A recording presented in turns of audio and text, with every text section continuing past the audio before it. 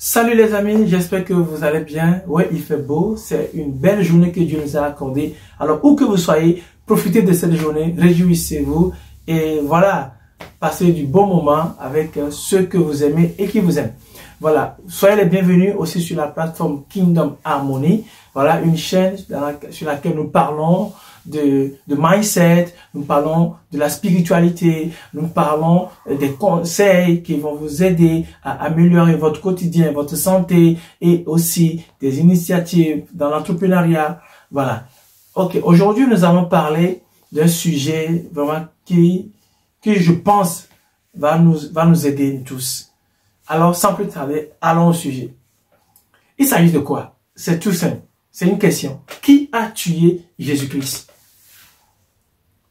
Vous connaissez sans doute la réponse de qui a tué Jésus. Peut-être vous allez me dire, c'est les soldats qui l'ont crucifié. Parce qu'on a percé les deux mains de Jésus, on a percé ses pieds. Donc, parce qu'il n'était pas le seul qui a été crucifié le jour-là, il y avait deux brigands aussi. Et donc, à un moment donné aussi, il y a un autre soldat qui a percé la côte de Jésus avec sa lance pour vérifier s'il est mort. Alors, qui a réellement tué Jésus? Alors, retournez un peu au début du contexte. Quand Jésus a annoncé dans le temple, il a lu un passage d'Ésaïe où il dit « L'Esprit du Seigneur est sur moi pour annoncer la bonne nouvelle aux pauvres, pour guérir les malades, pour annoncer une année de libération aux captifs, pour guérir les cœurs brisés. » Et il ferma le rouleau et il dit « Cette parole que vous venez d'entendre s'est accomplie. » Tout de suite, il y a eu des tumultes dans la synagogue. Mais est-ce que le fils de Joseph et de Marie est-il le Messie? C'est que le Messie qui pouvait accomplir cette prophétie. Alors, est-ce que Jésus étant le Messie, ils ont tout de suite pris des cailloux en voulant lapider Jésus. Jésus est sorti de la synagogue, ils l'ont suivi et au bord d'une falaise, comme s'ils allaient précipiter Jésus au-dessus de la falaise pour qu'il meure. Mais la Bible dit, Jésus est passé au milieu d'eux. Qu'est-ce que cela veut dire? C'est-à-dire, Jésus est venu certes pour mourir pour nos péchés. C'était le moyen de nous réconcilier à Dieu et de payer la rançon du péché. Ok, mais est-ce que Jésus devait mourir avant même qu'il ne commence son ministère, avant même que l'heure où il devait accomplir son supplice à la croix arrive? Non. Et dans la preuve, la Bible dit, Jésus est passé au milieu d'eux et personne ne l'a touché. C'est étonnant, non? Les gens qui avaient pris des cailloux, qui voulaient précipiter Jésus au bord d'une falaise, à un moment donné, étaient restés comme des robots, des statues, ils ne bougeaient plus. Aucun d'eux n'a touché Jésus. Ah, qu'est-ce qui s'est passé? En fait, ce n'était pas encore l'heure de Jésus de mourir. Alors, j'aimerais juste te dire que si ton heure de quitter ce monde n'est pas arrivée, personne ne peut te tuer. C'est vrai, les esprits, les sorciers existent, le diable et tout, oui. On peut mourir d'un accident et tout. Mais je dis, si ton heure n'est pas encore arrivée, tu ne mourras pas. Parce qu'il faut que dans ton cerveau, tes neurones acceptent que tu dois mourir. Et alors, ce que les gens disent qu'ils vont te tuer arrivera. Mais si, tant que ton neurone n'a pas accepté cela, tu ne mourras pas. Alors, continuons notre voyage. Et à un moment donné, Jésus va dire, je suis la source de la vie. Je donne ma vie et je la reprends. Personne ne me l'enlève. Moi-même, je la donne et je la reprends. Ah. Alors, Jésus est évidemment l'auteur de la vie, la source de la vie. Ça, on est clair dessus. Ok. Maintenant, à la croix, ils ont arrêté Jésus. Ils l'ont présenté devant le tribunal de Pilate. Entre Jésus et Barabbas, on devait choisir quelqu'un qui libérait, qui condamnait. Alors, ils ont libéré le coupable, le meurtrier, le brigand, le criminel, Barabbas, et le peuple a dit, crucifiez Jésus. Mais ces mêmes personnes ont auparavant bénéficié de la guérison des paroles de Jésus. Ils ont dit, crucifiez-le. Ok, tout cela, c'est pour que l'écriture, la prophétie s'accomplisse. Maintenant, Ponce Pilate a dit, allez-y, crucifiez-le, et que lui n'a rien à voir dedans. Ok, ils ont pris Jésus et ils l'ont crucifié. Maintenant, ma question revient. Qui a tué Jésus?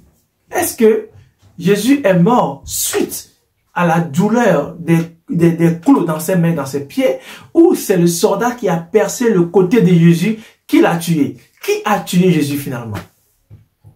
Vous attendez ma réponse, n'est-ce pas? En fait, pour moi, selon la Bible et selon la spiritualité de Dieu, et comme Jésus l'avait annoncé avant, je donne ma vie et je la reprends. Personne ne me la reprend. Donc, personne n'a tué Jésus. Ni les soldats qui l'ont crucifié, ni celui qui lui a percé la côte. Pourquoi? Parce que quand Jésus souffrait, à un moment donné, ils ont voulu lui donner de la vinaigre pour atténuer un peu sa douleur. Il n'a pas pris. Et à un moment donné, Jésus a dit, Père, entre tes mains, je remets mon esprit. Il n'a pas dit, entre tes mains, je remets ma vie. Entre tes mains, je remets mon esprit. C'est-à-dire, il sait que c'est juste son esprit qu'il remet dans la main de Dieu pour qu'il aille se reposer, pour accomplir sa mission. Mais il sait que le troisième jour, il reviendra. Alléluia. Alors, le moment où Jésus devait mourir, c'est lui-même qui a décidé. Ce n'est pas les soldats qui ont crucifié Jésus qui l'ont tué. Ce n'est pas celui qui a percé la côte de Jésus qui l'a tué, mais c'est Jésus lui-même qui a décidé à quel moment mourir. Vous voyez?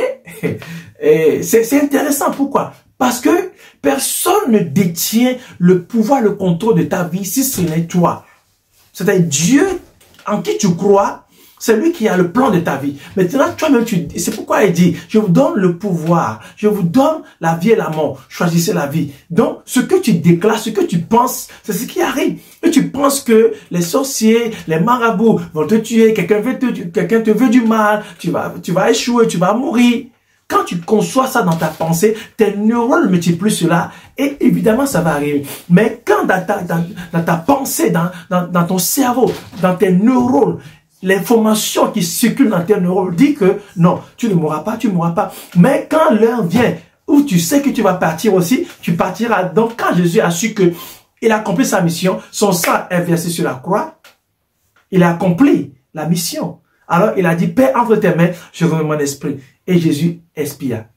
Et donc, comme Jésus a expiré, et donc on a vu que la terre commençait à trembler. L'obscurité arrivait. Et les soldats ont dit, mais comme les deux autres brigands n'étaient pas encore morts, parce que le supplice va durer à son terme, et les crucifiés devaient mourir d'eux-mêmes. Mais Jésus, lui, il a déjà rendu son âme. Il est mort. Et donc, la terre a commencé à trembler. L'obscurité arrive. Tout de suite, les soldats ont dit, cassez les pieds des autres voleurs, brigands, crucifiés de chaque côté de Jésus pour accélérer leur mort, pour qu'ils quittent vite la colline de Golgotha. Et ils ont dit, mais à Jésus, qu'est-ce qu'il faut faire? Et un soldat a pris une lance qui a percé le côte de Jésus, et la Bible dit de l'eau et du sang sont sortis. Et le soldat a dit, en vérité, cet homme est injuste. Cet homme est véritablement le Fils de Dieu. Et ils n'ont pas cassé les pieds de Jésus. Pourquoi? Car la Bible l'a dit, les os de Jésus ne seront pas brisés. Pourquoi? Il devait revenir à la vie. Donc, son corps ne devait pas être déformé. Il a juste rendu son esprit à son Père, et il le retrouvera 3 jours après.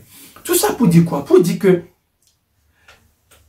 tu as la capacité, Dieu t'a doté d'une capacité et dans tes neurones, dans ton cerveau, de décider des bonnes choses qui vont t'arriver. C'est pourquoi toutes les bonnes choses que tu déclares vont t'arriver. Et toutes les mauvaises choses que tu penses que tu déclares aussi vont t'arriver. Donc, qui a tué Jésus? Personne n'a tué Jésus. Ni les soldats qui l'ont crucifié, ni le soldat qui l'a percé la côte. Jésus a remis son esprit à Dieu et il est mort de lui-même quand il a voulu. Donc, je veux te dire que personne ne peut décider de ta mort si toi-même, dans ton neurone, dans ton cerveau, tu ne l'acceptes pas, tu ne le conçois pas. C'est ça la vérité. C'est ça le degré que nous n'arrivons pas à arriver. C'est ça le secret que nous n'arrivons pas à percer. On peut dire que les gens veulent te du mal, les gens te veulent du mal, mais tu mourras l'heure que Dieu décide. Tu quitteras cette terre, le moment où Dieu le décidera. Ce n'est pas un homme, ni un sorcier. Amen. Donc, c'est pour vous raconter en conclusion ce témoignage. En 2015, il m'est arrivé quelque chose de très grave. Je travaillais dans une entreprise, j'étais un agent de quai dans une entreprise de logistique et c'était la fin vraiment on travaillait de nuit, donc il était quoi, vers 20 h. C'était la fin vraiment de l'activité cette soirée-là. Et donc, il y a un colis qui est tombé en bas de la chaîne. La chaîne, c'est une chaîne en fait qui pèse des tonnes. et donc qu'on déploie et qu'on recule et en fonction du besoin. Et donc cette chaîne permet d'acheminer les colis dans les camions. Et donc, il y a un colis qui s'est glissé en dessous de cette chaîne. Et je suis allé en dessous de la chaîne pour récupérer ce colis. Et en même temps, un collègue en train de fermer la chaîne sur moi. Je suis pris en sandwich comme ça par cette machine qui pèse des tonnes. Je criais, je tapais sur le truc, il n'entendait pas. Et à un moment donné, comme j'ai vu que je ne pouvais plus crier, parce que la respiration ne monte plus, la machine me pressait la poitrine, parce que je suis pris en sandwich, je suis au milieu de la machine, donc les barres de fer devant et derrière ma poitrine me pressaient. Et j'ai dit, Père, entre tes mains, je remets mon esprit. Je ne savais pas ce que je disais, mais à l'instant où j'ai dit cela, j'ai senti que à la seconde d'après, la machine s'est arrêtée et le collègue a réouvert la machine et je me suis libéré. Quand je me suis libéré, j'étais écroulé par terre. Je ne respirais plus parce que à un moment donné, je n'arrivais plus à respirer. Et tout de suite, lui-même était paniqué. Ils ont appelé les collègues, les chefs d'équipe sont arrivés. Est-ce qu'il faut appeler une ambulance? J'étais encore conscient, mais je ne respirais pas. Je leur faisais des signes que c'est bon, ça va aller. Et jusqu'à ce que ils m'ont fait de l'espace pour que je puisse avoir de l'air et respirer. Ils ont dit, ils vont appeler l'ambulance et tout. J'ai dit non, n'appelez pas. Je leur faisais des signes. Et 5 minutes après, ma respiration est revenue normale. Je peux encore bien respirer et tout. Et tout de suite, un collègue m'a ramené à la maison et je me suis présenté aux urgences après pour faire des analyses et tout.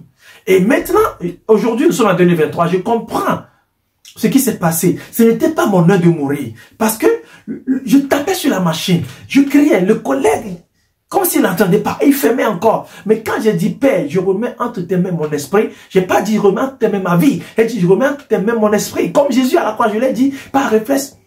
Parce que je sais que ma vie ne s'arrête pas là. Même si je meurs là, ma vie ne s'arrêtait pas. Ma vie continue dans l'éternité avec Christ. Mais je remets juste mon souffle de vie, mon esprit qui me permet de vivre dans les mains de mon Créateur, Jésus. Et donc, le collègue a arrêté la machine. Et aujourd'hui, je comprends que ce n'était pas mon heure de mourir en ce moment-là, en 2015. Pourquoi? Parce que j'avais encore de grandes choses à accomplir pour le Seigneur. Alors, j'aimerais vous dire que si votre heure n'est pas arrivée, vous ne mourrez pas. Quand je disais que je remets entre tes mains mon esprit, je sais, dans mon conscience, je sais que ce n'est pas un échec. En fait, je ne mourrai pas. Même si je meurs physiquement, je ne mourrai pas parce que je rentrerai dans l'éternité avec Christ. Mais aujourd'hui, je comprends que ce que Christ avait dit avait un sens. Entre tes mains, je remets mon esprit. Il n'a pas dit entre tes mains, je remets ma vie. Pourquoi? Parce que sa vie ne s'arrêtait pas là quand il mourait. Mais il va revenir à la vie. Et donc, j'ai compris que c'est intéressant. Personne n'a le pouvoir de déterminer si nous mourrons ou pas. Parce que mon esprit était encore positif. Je savais que, waouh, même si je mourrais là, je suis en train de faire le cheminement vers la vie éternelle. C'était ça ma conscience.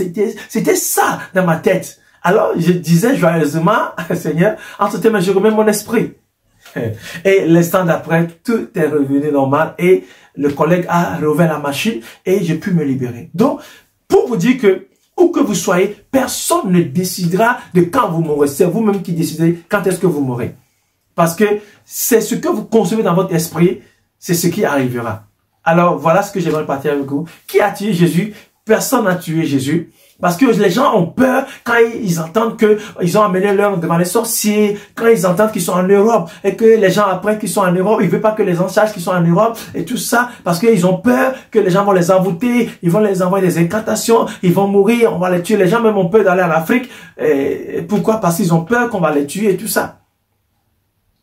Les gars, les amis, personne ne peut te tuer si toi-même tu n'as pas peur de la mort. Si tu as peur de la mort viendra. Mais si tu n'as pas peur, donc c'est ton cerveau qui détermine ce qui va t'arriver. Parce que quand ton cerveau conçoit que tu ne mourras pas, donc alors le cerveau va communiquer à toutes les autres organes cette capacité de vivre. Vous voyez? Et tu vivras. Alors voici ce que j'avais à partager avec vous. Qui a tué Jésus? Personne n'a tué Jésus. Lui-même, il a remis son esprit à Dieu. comme il a dit, j'ai le pouvoir de donner ma vie, j'ai le pouvoir de la reprendre. Et donc vous aussi, Dieu a le pouvoir de votre vie, bien sûr, mais aucun homme n'a le pouvoir sur ta vie de t'arracher la vie. Donc voilà ce que j'ai à partager avec vous. Soyez toujours positif, déclarez toujours que oui, je ne mourrai pas, je vivrai et j'accomplirai les merveilles que Dieu a prévues pour moi. Partagez la vidéo et laissez en commentaire vos questions, vos sujets, vos thématiques qui vous intéressent et que vous souhaitez qu'on puisse débattre ou agir là-dessus. Donc voilà, partagez la vidéo et abonnez-vous pour toujours recevoir nos nouvelles publications. Que Dieu vous bénisse.